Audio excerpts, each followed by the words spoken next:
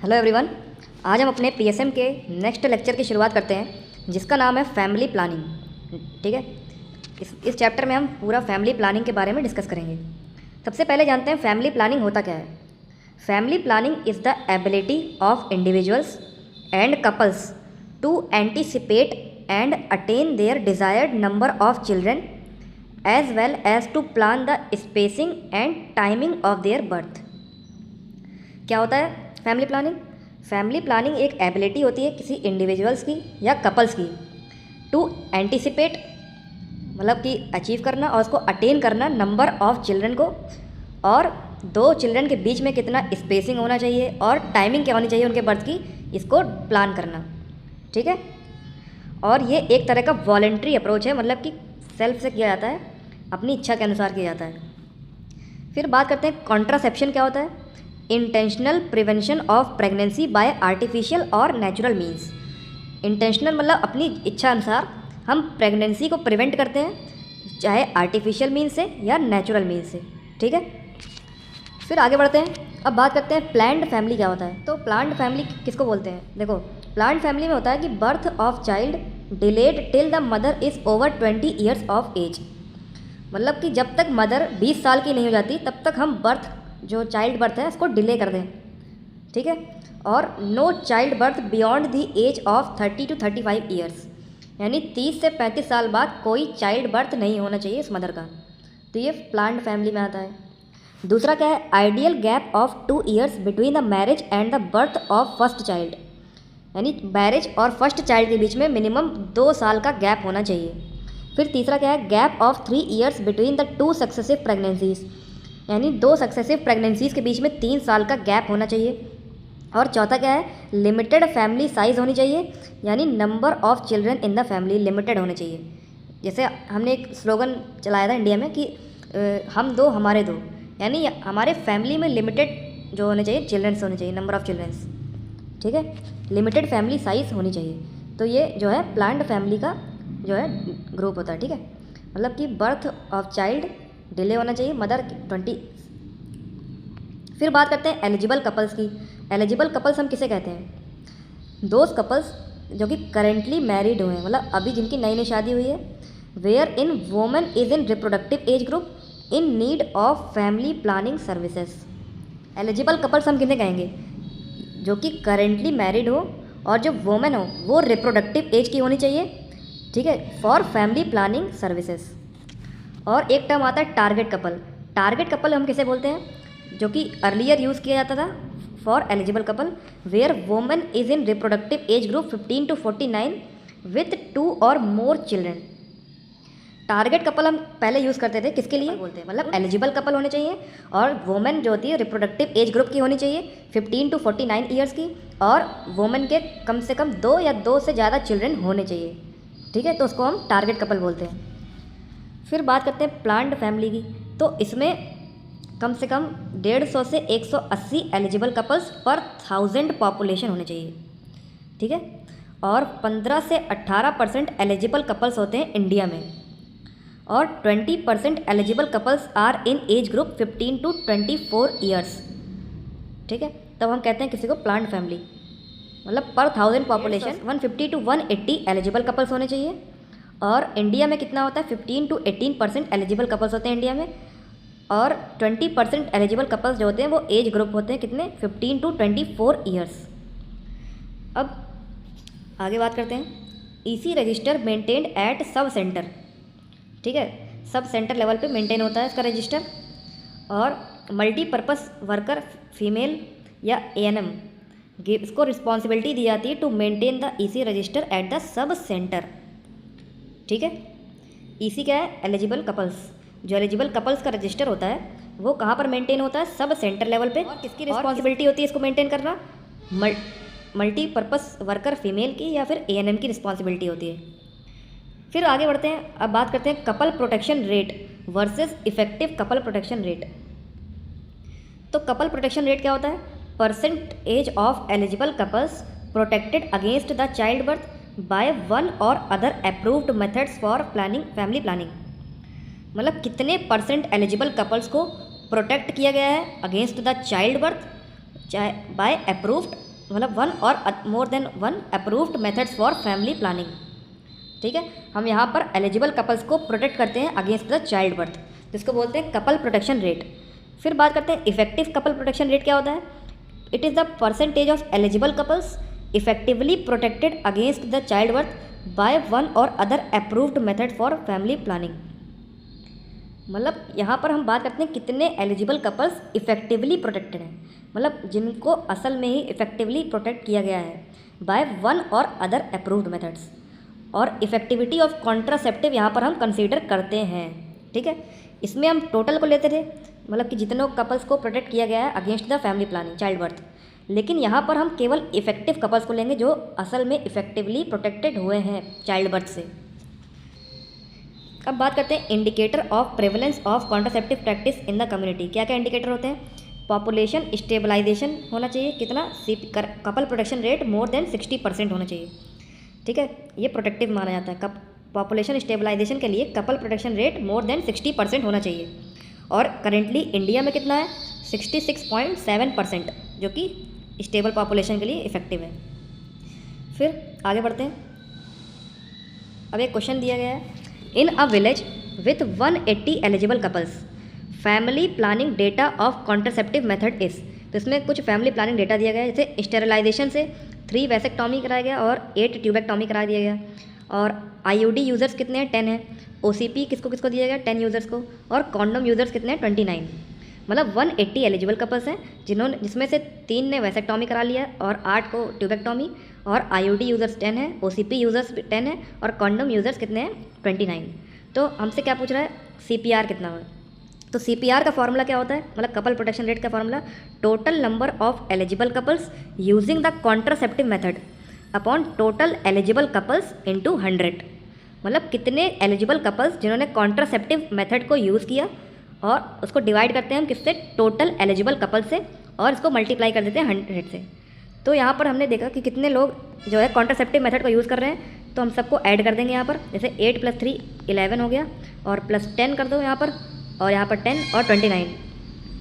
तो सबको एक साथ ऐड करने पर हमें क्या आंसर मिलेगा 33.33%। तो ये आ गया हमारा सीपीआर। ठीक है, और आइडियली कितना होना चाहिए सीपीआर, मोर देन 60% होना चाहिए। ठीक है, फिर कपल्स इफेक्टिवली प्रोटेक्टेड।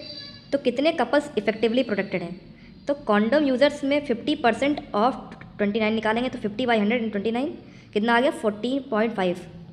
और आईयूडीज़ का इफेक्टिवनेस कितना होता है 95%। अब यहाँ पर हम इफेक्टिवनेस भी देखेंगे, जैसे कॉन्डोम की प्रोडक्टिविटी कितनी होती है 50% और आईयूडीज़ का कितना होता है 95%। ठीक है, कॉन्डोम्स का 50%, आईयूडीज़ का 95% और ओरल कंट्रासेप्टिव पिल्स का 100% होता है। ठीक है, और स्टेरिलाइजेशन का भी 100% होता है। तो अगर हम बात करें कॉन्डोम्स का होता है 50%, तो मान लो 29 यूज़र थे जिन्होंने कॉन्डोम को यूज़ किया, तो उसमें से इफेक्टिवली प्रोटेक्ट कौन होगा, केवल 50%, क्योंकि यहाँ पर हम इफेक्टिविटी भी चेक करें ना। तो यानी 14.5 जो है वो केवल इफेक्टिवली प्रोटेक्ट होंगे। आईयूडीज़ की बात करें तो कितना होता है 95%, तो कितने इफेक्टिवली प्रोटेक्ट होंगे कपल्स 9.5%। और ओसीपीज़ का जो है कितना होता है 100%, यानी जितने लोगों ने ओसीपीज़ यूज़ किया वो इफेक्टिवली प्रोटेक्ट हो गए। और स्टेरिलाइजेशन का भी 100% होता है, तो जिन लोगों ने स्टेरिलाइजेशन को यूज़ किया वो भी इफेक्टिवली प्रोटेक्ट हो गए। तब यहाँ पर हम इफेक्टिव प्रोटेक्शन कपल रेट निकालेंगे तो कितना आएगा हमारा, हम सबको ऐड कर देंगे यहाँ पर इफेक्टिवली वालों को upon total eligible couples into 100। तो कितना आ गया आंसर हमारा 25%। ठीक है, ये हो गया हमारा effective couple protection rate. Difference पता चला इन दोनों में, कपल प्रोटेक्शन रेट और इफेक्टिव कपल प्रोटेक्शन रेट में। अब बात करते हैं effectivity of approved contraceptive methods. क्या क्या इफेक्टिविटी होती है, वही लिखा है। कॉन्डोम्स की होती है 50%, आईयूडीज़ की होती है 95%, ओसीपीज़ का ओरल कॉन्ट्रासेप्टिव पिल्स का होता है 100%, और स्टेरिलाइजेशन मतलब जैसे वैसेक्टॉमी ट्यूबेक्टॉमी इनका भी होता है 100%। फिर कुछ इंपॉर्टेंट इन्फॉर्मेशन की बात करते हैं, जैसे स्टेरिलाइजेशन कंट्रीब्यूट करता है about more than 60% of the effectively protected couples. मतलब स्टेरिलाइजेशन कितना कंट्रीब्यूट करता है, मोर देन 60%। और जो वैसेक्टॉमी होता है वो मोस्ट कॉस्ट इफेक्टिव मेथड होता है, मतलब ईजिली कॉस्ट इफेक्टिव चीप होता है। और ये लेकिन इसका जो फेलियर रेट होता है वो भी सबसे लीस्ट होता है, मतलब सबसे बेस्ट मेथड कहने का मतलब। ठीक है, मेल्स में। लेकिन ट्यूबेक्टॉमी जो होता है वो सबसे मोस्ट प्रेवलेंट होता है, मतलब ज़्यादातर लोग ट्यूबेक्टॉमी करवाते हैं, ठीक है, प्रेवलेंट होता है। फिर बात करते हैं unmet need of family planning. Unmet मतलब कि वो नीड्स जिसको पूरा नहीं किया जा सकता। तो eligible couples who want to delay और limit the pregnancies but are not using the family planning method, मतलब वो कपल्स जो डिले प्रेगनेंसी को डिले करना चाहते हैं या लिमिट करना चाहते हैं बट वो फैमिली प्लानिंग मेथड को यूज़ नहीं कर रहे हैं, तो उसको बोलते हैं unmet need of family planning. मतलब फैमिली प्लानिंग के लिए जो ज़रूरत थी उसने उन लोगों ने उसको पूरा नहीं किया। और contraceptive concerns, lack of knowledge अगर है या लैक ऑफ एक्सेस है, इससे भी मतलब फैमिली प्लानिंग की डिमांड पूरी नहीं होगी, ठीक है। या फिर disapproval from the family, family तुम्हें अलाउ नहीं कर रही है, तो इस केसेस में क्या होता है कि फैमिली प्लानिंग की जो नीड्स हैं वो मेट नहीं होगी, वो पूरी नहीं होगी। फिर दूसरा है अनमेट नीड फॉर स्पेसिंग, कितना होना चाहिए 4%, ठीक है 4%। और फिर तीसरा अनमेट नीड फॉर लिमिटिंग, तो वो कितना होना चाहिए 5.4%, ठीक है। स्पेसिंग के लिए कितना होना चाहिए 4% और लिमिटिंग के लिए मतलब 2 प्रेगनेंसीज के बीच में कितना गैप होना चाहिए, तो उसके लिए कितना है 5.4%। फिर आगे बढ़ते हैं, अब बात करते हैं कॉन्ट्रासेप्टिव एफिकेसी की। तो कॉन्ट्रासेप्टिव एफिकेसी क्या होता है, तो बात करते हैं कॉन्ट्रासेप्टिव एफिकेसी की। तो कॉन्ट्रासेप्टिव एफिकेसी क्या होती है, it is the number of unwanted pregnancies occurring in the specified period of exposure by the use of contraceptive. मतलब कॉन्ट्रासेप्टिव को यूज़ करने के बाद कितनी नंबर ऑफ अनवांटेड प्रेगनेंसी अगर हो जाती हैं किसी स्पेसिफाइड पीरियड में, तो हम उसको कहते हैं वो बताता है उसकी कॉन्ट्रासेप्टिव की एफिकेसी को। और या फिर फेलियर रेट भी हम कह सकते हैं, ठीक है। जैसे मान लो हमने 100 लोगों में जो है उन लोगों को कॉन्डोम्स दिया या बैरियर मेथड लगाया, ठीक है, बैरियर मेथड, जिसमें से मतलब 50 लोगों की प्रेगनेंसी तो रुक गई 50% की, और 50% की प्रेगनेंसी नहीं रुकी, ठीक है, मतलब हो गई प्रेगनेंसी, तो इसकी इफेक्टिवनेस कितनी हो जाएगी, एफिकेसी कितनी हो जाएगी 50%, ये कह रहा है यहाँ पर, ठीक है। अब आगे बढ़ते हैं, methods to evaluate the contraceptive efficacy. क्या क्या मेथड्स होते हैं, तो यहाँ पर मेनली 2 मेथड होते हैं, एक होता है पर्ल इंडेक्स और दूसरा होता है life table analysis. Pearl index जो होता है वो मोस्ट कॉमनली यूज्ड होता है, और जो लाइफ टेबल एनालिसिस होता है लेकिन ये मोर एक्यूरेट होता है।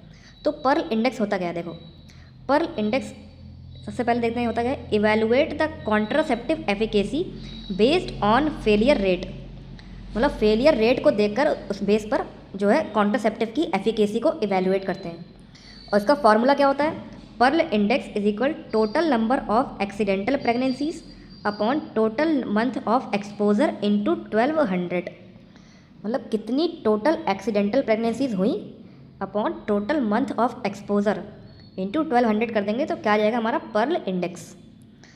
फिर आगे बढ़ते हैं, फेलियर रेट कितना होता है, expressed in terms of, failure rate को किस में एक्सप्रेस करते हैं, HWY, मतलब 100 वोमेन ईयर्स, ठीक है, 100 वोमेन ईयर्स में फेलियर रेट को एक्सप्रेस करते हैं।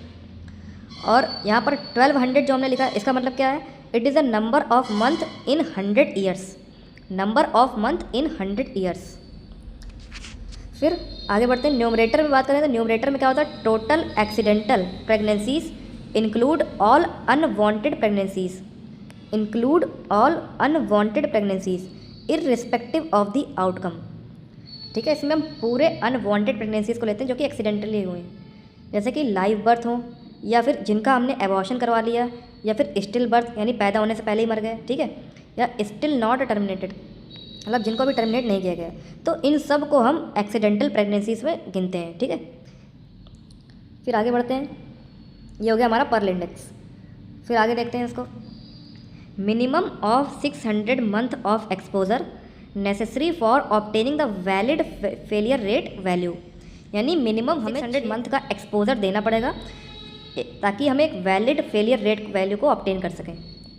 अब डिसएडवांटेज क्या क्या होते हैं पर्ल इंडेक्स के, तो it assumes the constant failure over the time, तो ये एज्यूम करता है कांस्टेंट फेलियर को ओवर द टाइम में। और most fertile couples get pregnant in being of study and will no longer be counted in denominator, मतलब जो सबसे मोस्ट फर्टाइल कपल्स होते हैं अगर वो प्रेग्नेंट हो जाते हैं बिगिनिंग ऑफ द स्टडी, तब फिर हम उनको फर्दर काउंट नहीं करेंगे, ठीक है। Couples remaining later in pregnancy are on average of lower fertility. वो कपल्स जिनकी काफ़ी देर में हो रही है प्रेगनेंसी, तब हम उन्हें क्या कहते हैं कि वो लोअर फर्टिलिटी है, ठीक है, जिनकी प्रेगनेंसी काफ़ी लेटर हो रही है। It provides no information on factors other than the accidental pregnancy which may influence the effectiveness calculations. मतलब कि एक्सीडेंटल प्रेगनेंसी के अलावा ये और किसी अदर फैक्टर को नहीं बताता है जिससे कि इफेक्टिवनेस उस कॉन्ट्रासेप्टिव की कैलकुलेट की जा सकती है। इसलिए dissatisfaction with method, trying to achieve the pregnancy, medical side effect, loss to follow up. और ये जो मेथड होता है ये काफ़ी डिससेटिस्फैक्शन होता है इससे, टू अचीव द प्रेगनेंसी, और मेडिकल साइड इफ़ेक्ट्स भी होते हैं और फॉलो अप भी नहीं कर सकते इसको। तो इसमें क्या क्या डिसएडवांटेज होते हैं, ये constant failure over the time, और मोस्ट फर्टाइल कपल्स जो होते हैं जो बिगिनिंग में प्रेग्नेंट हो जाते हैं फिर उन्हें हम लोग मतलब फर्दर काउंट नहीं करते हैं, ठीक है। और जो कपल्स जिनका जो प्रेगनेंसी है वो लेटर हो रही है तो उन्हें उनकी जो फर्टिलिटी होती है वो कम होती है।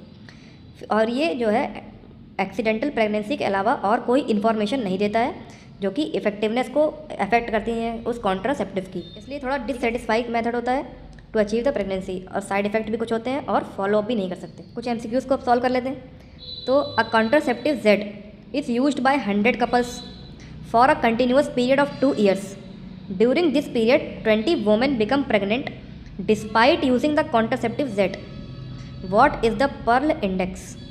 तो पर्ल इंडेक्स हमने क्या बताया था, accidental pregnancies, total accidental pregnancies, ठीक है, divided by total month of exposure, total months of exposure into 1200, ठीक है। तो टोटल एक्सीडेंटल प्रेगनेंसीज कितने हैं, देखो 100 कपल्स थे जिसमें से 20 वोमेन प्रेग्नेंट हो गए, तो यानी 20 हो गए एक्सीडेंटल प्रेगनेंसीज। और टोटल मंथ ऑफ एक्सपोजर कितने हैं, देखो 2 साल है तो मतलब टोटल मंथ कितने हो गए 24 इंटू 1200 अगर हम कर देंगे तो कितना आ जाएगा आंसर, ये हो गया 100 और ये हो गया 2 और इधर से कर दीजिए तो ये हो गया 10, यानी 1000 पर 100 वोमेन ईयर्स, ठीक है, इसमें एक्सप्रेस करते हैं। तो इसका आंसर क्या आ जाएगा, डी, ठीक है। तो ये दिया है क्वेश्चन। फिर आगे बढ़ते हैं।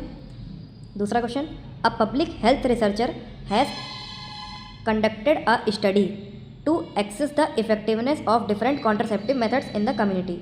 She utilized life table analysis to analyse the data.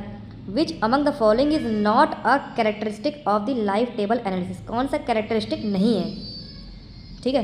पहला है it is a better method to evaluate the contraceptive efficacy, बिल्कुल सही है, बेटर मेथड होता है, मोर एक्यूरेट होता है। It calculates the cumulative failure rates over the specified time frame, ये भी सही है, ये फेलियर रेट को बताता है एक स्पेसिफाइड टाइम फ्रेम में। फिर तीसरा है they present the failure rate as the number of pregnancies per 100 women years standardise by yearly cut off points, तो ये भी फेलियर रेट को बताता है, ठीक है, 100 वोमेन ईयर्स में, ये भी बिल्कुल सही है। फिर चौथा, it is the most common technique use, ये गलत है। तो मोस्ट कॉमन कौन सा यूज होता है, Pearl index. Life table analysis more accurate होता है बट मोर कॉमन नहीं होता है। फिर लास्ट क्वेश्चन देखते हैं। A young couple approaches the rural health centre for family planning counselling. The health worker advise them about various contraceptive methods and emphasise the importance of registering for family planning services. The couple is curious about where their registration will be maintained. Which of the following is the periphery where the eligible couple register maintained?